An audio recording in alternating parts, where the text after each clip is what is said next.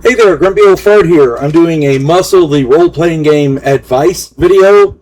This is gonna be the first of several. So I'm titling this one In-Ring Tactics Number 1. Before I get into this though, if you enjoy my content, it would really help me out if you could hit the like button, subscribe to my channel, share my content, and post a comment or two. Remember, I welcome your comments, even if you disagree with me. Friends can still disagree. And check me out over on Rumble for my political commentary and weekly current events. If you enjoy a good book, check out my author page over on Amazon.com. My pen name is H.L. Anderson. You can find all 11 of my books over there, 2 of which are tabletop role-playing games, including Muscle, the tabletop role-playing game of classic professional wrestling. Yeah. All of my stuff is quirky weird, so if you enjoy quirky weird, go check it out. Knock yourself out.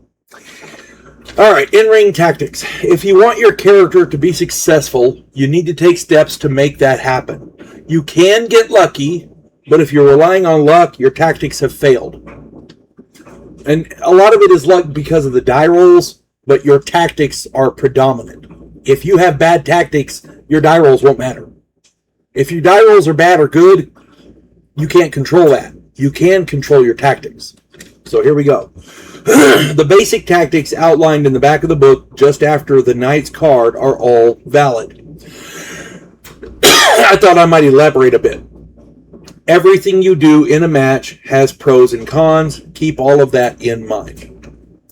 In the book, it advises to keep your opponent stunned whenever possible. If you cannot do that by inflicting damage, don't be afraid to bend the rules with eye gouges and low blows. These cost the opponent their initiative, just like being stunned, but they do count towards the referee's leniency towards your illegals. So if the referee only allows 5 illegals, they count towards that. In a no disqualification situation, this is not an issue. You can use many low blows or eye gouges as you want. Amen. Knock yourself out. If the opponent has already used his initiative this round, the stunned effect carries over into the next round. This leaves the opponent open for high damage moves like knee drops, power slams, pile drivers, and submission holds.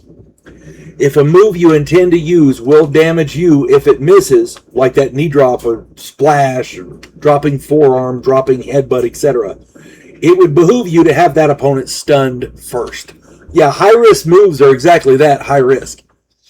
If you're going to hit somebody with a knee drop and you miss, you hurt yourself. If you're coming off the top rope and he's out on the concrete and you're going for that high-risk knee drop and he moves, yeah, you're screwed over. Oh, my Lord, that hurts.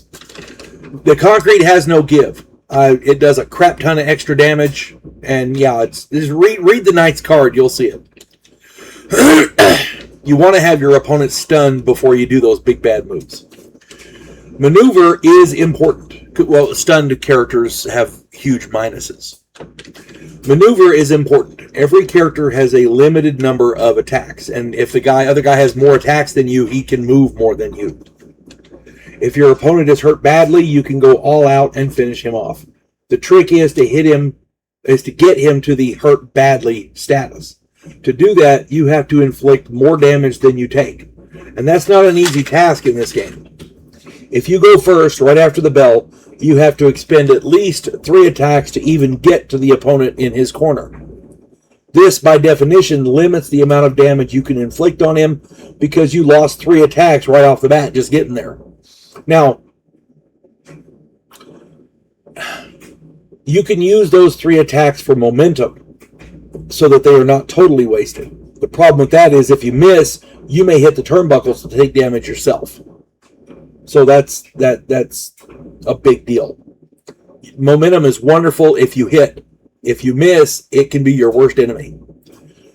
I have, in the past, when we were playing this game years ago, my opponent, I had one specific opponent. If he got first initiative, or because we had low numbers of attacks, we were just starting, he would wait in his corner.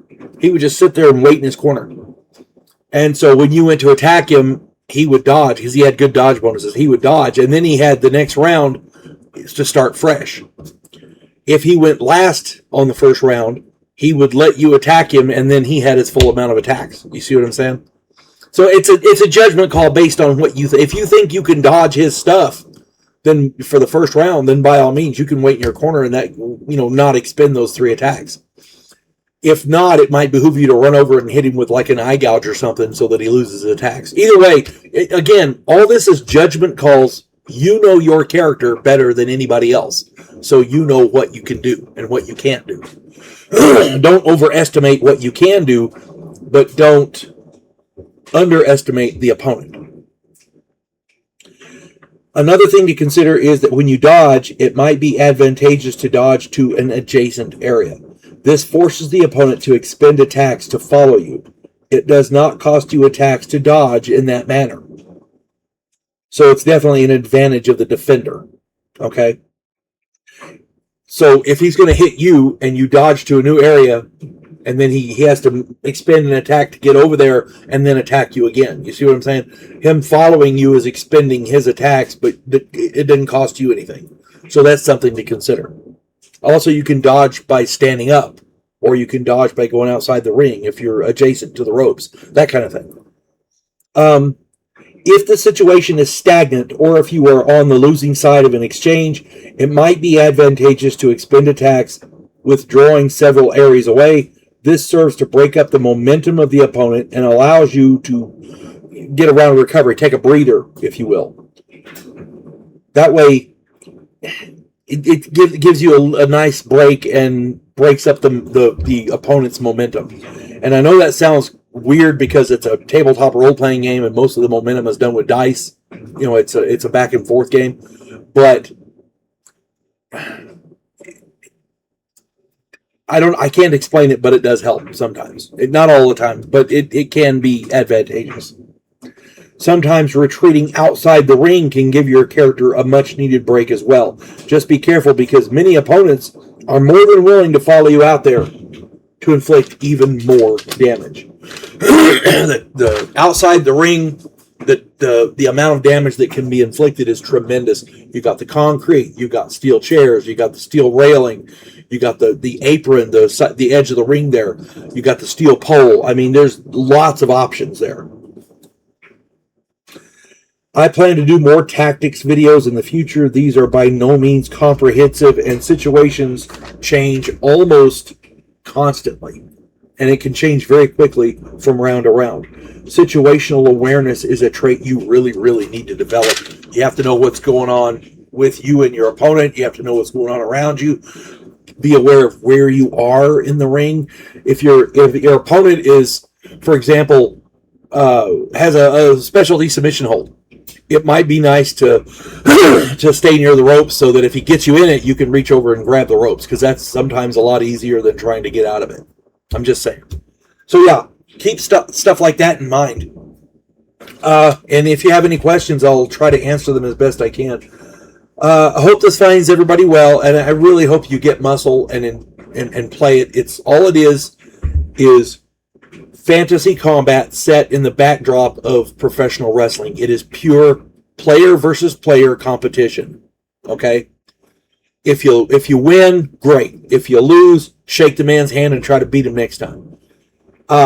This game, it's all, there's no actual combat. It's all done with dice on a mat board. But